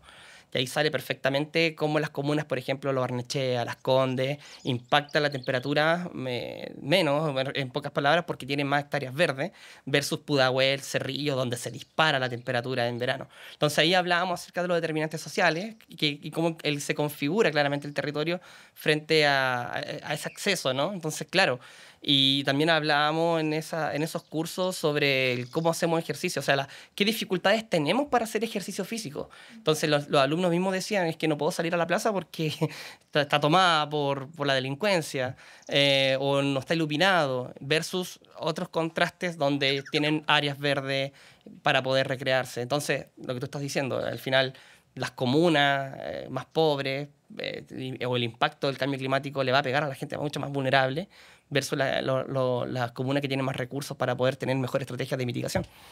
Sí, hay poca accesibilidad muchas veces, o muchos deportes están asociados como no hay que tener plata para hacer eso. Claro. Porque se paga, no hay como canchas gratis, por ejemplo, para hacer distintos deportes. Sí, no, hacer deporte es todo un tema. Lo he conversado mucho con personas, con pacientes que no hacían nada de deporte y están recién reencantándose con el movimiento, que ha sido todo un trabajo. Y mucho tiene que ver también con el que no tienen una pareja o un partner, o que también estos modelos de los gimnasios no les acomoda moverse ahí porque hay otro prototipo de gente en los gimnasios. Entonces existen muchos factores o códigos que hacen que la gente al final no se mueva. Desde incluso acceder a unas zapatillas o a ropa deportiva. Claro. Bueno, y me imagino gente que no está acostumbrada también o no se siente cómoda saliendo a caminar al cerro. Claro. ¿No? Sí, también nos ha pasado en nuestra propia familia, porque caminar en cemento sí, pero caminar en lugares como ya con pendiente, con piedras y todo eso, no están acostumbrados. Me acordaste de algo, de que yo siempre hago la diferencia con las personas porque de repente uno siempre pregunta en algún congreso, en alguna charla, dicen, ¿hacen ejercicio?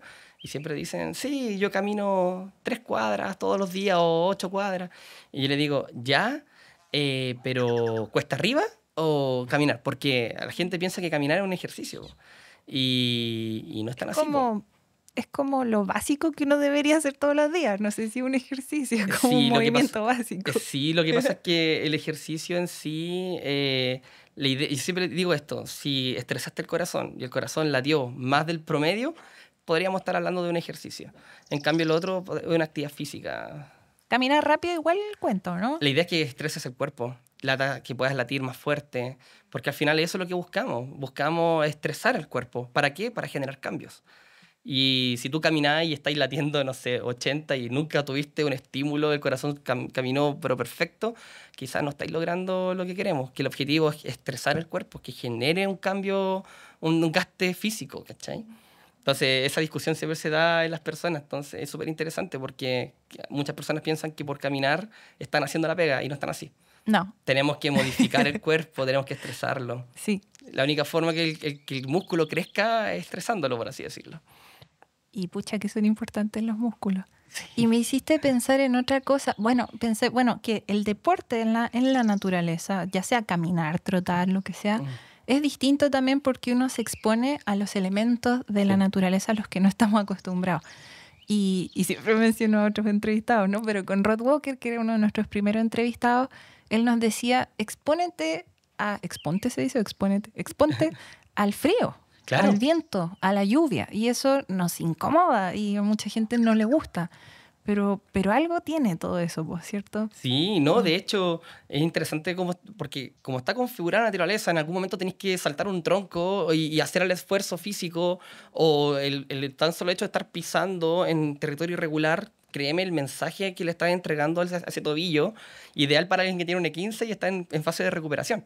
Entonces, entender que el cuerpo y tenerlo en forma óptima para poder desafiarte en territorios como es la naturaleza es súper importante.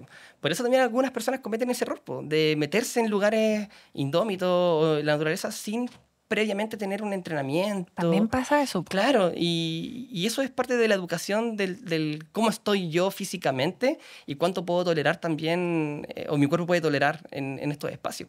De eso hablábamos antes, que bacán, o sea, la naturaleza no es un lugar así como, ¡ay, qué lindo, qué tierno! No, para nada. Ahí tú te puedes morir. Exacto. Y eso también se nos olvida, pues, y hablamos de eso cuando venías acá, hablamos del volcán Villarrica, de cómo a mí me da miedo subir el volcán, porque todos los años mueren personas ahí.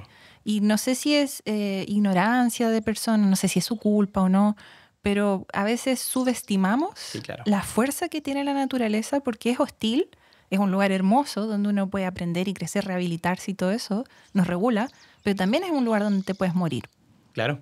Tiene todo eso. Sí, de hecho, qué interesante la conversación. Yo a todo el mundo también le planteo esto, es como el cuerpo humano, el ser humano en sí, es súper fuerte. Y es tan fuerte como el ejemplo de que hace un tiempo atrás nuestros antepasados cazaban mamut.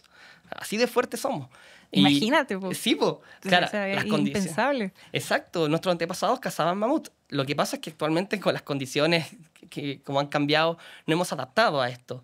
Pero si el cuerpo tú lo empiezas a adaptar de a poco, a los ritmos que merece ser adaptado el tejido, por así decirlo, claramente vas a tener respuestas positivas. Por ende, la gente que es como ansiosa y quiere todo rápido, no, todo tiene un tiempo. Y el estrés también, estrés me refiero como a algo que genera un cambio, ¿no? En nuestro Estrés cuerpo. en un sentido positivo. Exacto. Sí. Ese estrés es muy importante ir regulándolo, porque eso nos va a ir sanando. Por eso cuando hay alguien que se lesiona, bueno, desde una fractura, un E15 y todo, tenés que entender un poco en qué estado quedó tu tejido y sometiéndolo a ciertas cargas, a ciertos estrés, se va a ir recuperando y se va volviendo mucho más fuerte. Entonces es súper importante entender un poco la fisiología del cuerpo para poder después someterlo a desafíos mucho más grandes. Pero la invitación es a desafiarte y a sacar lo máximo que tú quieras, ¿cachai? O sea, al final tu cuerpo es súper fuerte. Y sin subestimar las condiciones del medio ambiente. Bueno, Exacto. Lo que tantas veces nos dicen, ¿no? Que si vas a subir al cerro, chequea primero cómo va a estar el tiempo, lleva ropa adecuada. Exacto. Suficiente alimentación, agua, zapatos adecuados. Exacto. Sí. Wow. Pasamos por todos los temas. Oye, sí, se logró. Impresionada. Derechos humanos, Antártica. Sí. Como todo, bueno, en mi mente todo está conectado con todo, no me confunde, pero... Sí, ojalá se entienda bien eso, de que un poco el mensaje, de que al final nuestra salud humana, o desde un concepto humano, la podemos trabajar perfectamente y entenderla y vivir en un estado de salud pleno, ojalá, moviéndonos, teniendo esta como cercanía con nuestro cuerpo, de no abandonarlo tanto y someterlo a ciertas cargas para que éste pueda rendir. Si al final es una máquina y si no lo ocupáis se deteriora. Pero no tan solo queda en eso, también queda el comprender que este cuerpo no está aislado de un entorno, todo lo contrario, convive en un entorno y en ese entorno hay animales, hay flora, hay fauna, hay funga. Y qué importante es saber de que este cuerpo o este ser, este sujeto de derecho, tiene derecho al disfrute máximo de todo esto que lo rodea. Y cuidando el entorno y cuidando a ti mismo. Y creo que ahí estamos hablando realmente de un concepto de salud como integral. Holística, se podría decir, sí. Sí, sí. Como plena. Claro. Real. Entonces, creo que para allá apunta el que hablemos de salud. Cuando hablemos de salud, ojalá que todos lo entendamos de esa manera y no reducirlo a salud física, salud mental, como si fuesen dos mundos que no conversan. De hecho, ya sabemos que conversan lo físico y lo mental, y esto convive dentro de un contexto de determinantes sociales. Y me gusta pensar que mi salud es parte de una salud más grande, claro, que me contiene, que es la salud de todo lo que me rodea, ¿no? Exacto. Desde árboles, bacterias y todas las cosas lindas que hay. Sí, claro. No, eso. Y por eso es súper importante cuidarnos mucho, sobre todo en los tiempos que estamos viviendo. O sea, creo que estamos viviendo en un contexto súper complejo. Espero no ser tan oscuro con esto, pero hay guerras, hay gente que está muriendo de hambruna en Gaza. Estamos viviendo en un país con muchos cambios políticos y conflictos sociales. Hace un año atrás teníamos a la gente en la calle y teníamos a la institución sacando ojos, y hoy en día estamos en un proceso donde Chile está viviendo cambios súper profundos a nivel social. Entonces se siente que la política se polariza, ¿no? Que los partidos se están yendo más a los extremos. Claro, entonces hay un ambiente, o aquellos que tienen esa sensibilidad de entender el ambiente que estamos en un contexto donde necesitamos mucha salud, sí. Mucha salud para tomar decisiones correctas y sobre todo el poder dirigir a lo que, no sé, el futuro de este país, las futuras generaciones, entregar un mensaje correcto del cuidado del medio ambiente. Entonces hay harta pega que hacer, creo yo, y ojalá que todas las disciplinas puedan converger en el mismo sentido. Me gusta mucho y me dieron ganas de subir al cerro. Porque hace tiempo no vamos, tenemos ganas de ir. Es que hace bien, uno vuelve distinto. Obviamente, sí, cuando uno va al cerro, a mí me pasa, ni se te ocurre mirar el celular, se te olvida. A mí se me queda al final de la mochila, ¿para qué voy a mirar el celular? Te desconectáis incluso. Sí, sí, o te reencontráis, no sé. Sí, entonces uno llega en otra sintonía. Sí, como dato anecdótico, a mí se me declaró una enfermedad hace 2 años atrás, que es la colitis ulcerosa. Y tiene que ver con cómo tu sistema inmunitario, el sistema inmune, ataca tu colon. Y claro, es horrible la enfermedad en sí. Entonces, hay una agrupación de personas que se llama Fundación Carlos Quintana, y me tocó conversar varias veces con personas que tenían estos síntomas y mucho peores también comparado a cómo brotó mi enfermedad. Y uno de los consejos como que más decía era vayan a la naturaleza, traten de empaparse de ella. Pues yo lo hice así, pues. Y al final así también he podido, yo creo, quiero creerlo, he podido quizás contrarrestar ciertos signos y síntomas. Pero es la invitación que yo le hago a las personas, como anda a la naturaleza y ojalá no vayas como en modo ese turismo de contemplativo, sino anda a descubrir qué mensaje te entrega la naturaleza para tu salud. Entonces hay que emocionarse con ella o lograr emocionarse con ella también. Bueno. Pero eso es adquirido, ¿cachai? La experiencia. Sí, pues. Y debe ser difícil para personas que crecen en familias en las que eso no es común, no es como su cultura familiar, experimentar la naturaleza, salir de eso y decir, a ver, yo nunca he ido al cerro, mis papás nunca han ido. Me ha pasado. Claro, me ha pasado. Debe ser difícil salir de eso, ¿no? Sí, claro. Pero porque romper con lo establecido. Con lo establecido y enfrentarse a lo incómodo. Exacto. Pero yo creo que las personas una vez que lo experimentan, y ojalá sea gradual, porque las experiencias como máximas también generan como, no, nunca más voy a vivir esta experiencia.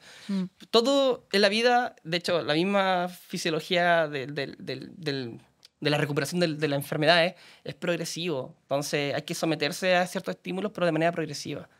Adaptación. Un estrés paulatino, ¿no? Sí, claro. Todo muy de a poquito, hasta que de repente te vayas adaptando y logras mejores resultados.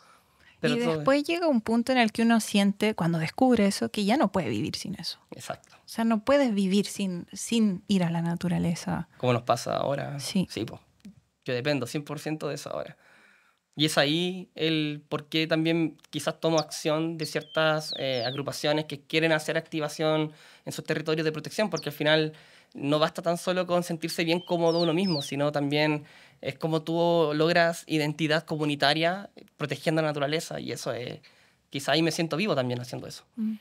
Y otra cosa que quería aportar era que, claro, uno habla de naturaleza y nos solemos imaginar Torres del Paine, parques nacionales, y no, eso puede ser desde la esquina de tu casa donde hay un pequeño parque, una acequia cochina. Exacto. Y ahí hay musgos, hay naturaleza. El cerro pelado, que uno cree que está pelado, pero en verdad no está pelado, está lleno de vida. Exacto. La costa que tú mencionabas, la roca, puede ser en cualquier parte. Sí, me pasó eso mismo. De hecho, en donde yo vivo en Concepción, o donde vive mi mamá, detrás hay una pandereta y hay un bosque privado, una cantera.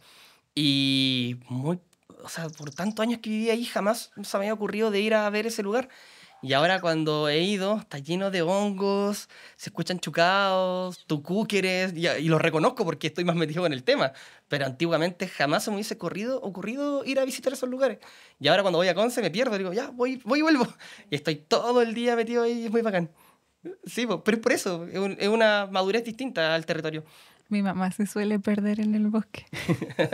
Tengo que tocar a ver una campana para que no se pierda ya. Para que vuelva. Porque es peligroso también. Sí, claro. Bueno, gracias Felipe. Oye, sí. Fue buena conversación. Habíamos tocado estos temas, nunca derechos humanos o violación a derechos humanos, pero sí salud ambiental, salud mental, pero desde otras aristas. Y nunca integrándolo de esta manera como nos invitaste ahora. Genial. No, yo agradecerles a ustedes por el espacio. Era también tomar decisiones de exponerse quizá a una cámara y grabarse. Parte un poco con el mismo sentido, ¿no? De tomar ciertas iniciativas, de decir, bueno, no necesito un paper o necesito un congreso para hablar de esto. También se pueden ocupar otros medios y ustedes han hecho una plataforma súper linda de poder comunicar esto y se agradece mucho. Bueno, me encanta. Me encanta, así que felices de conversar contigo. Muchas gracias. Llegaste desde Santiago. Sí. Muy pronto hasta acá y wow. No, Pucón.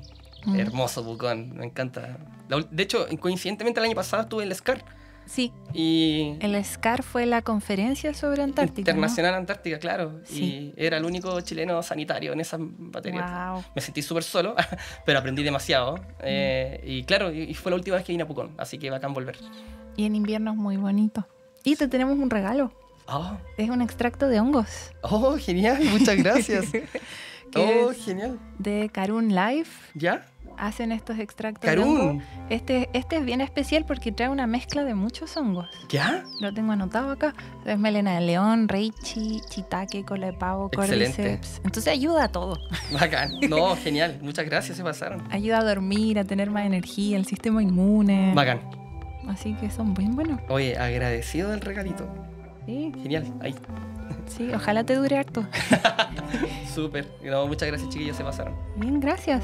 Terminamos. No olviden que súper. pueden encontrar todas las fuentes de información de este episodio en volvamonosverdes.com. Muchas gracias a todos nuestros auditores y que tengan una buena semana. ¡Chao!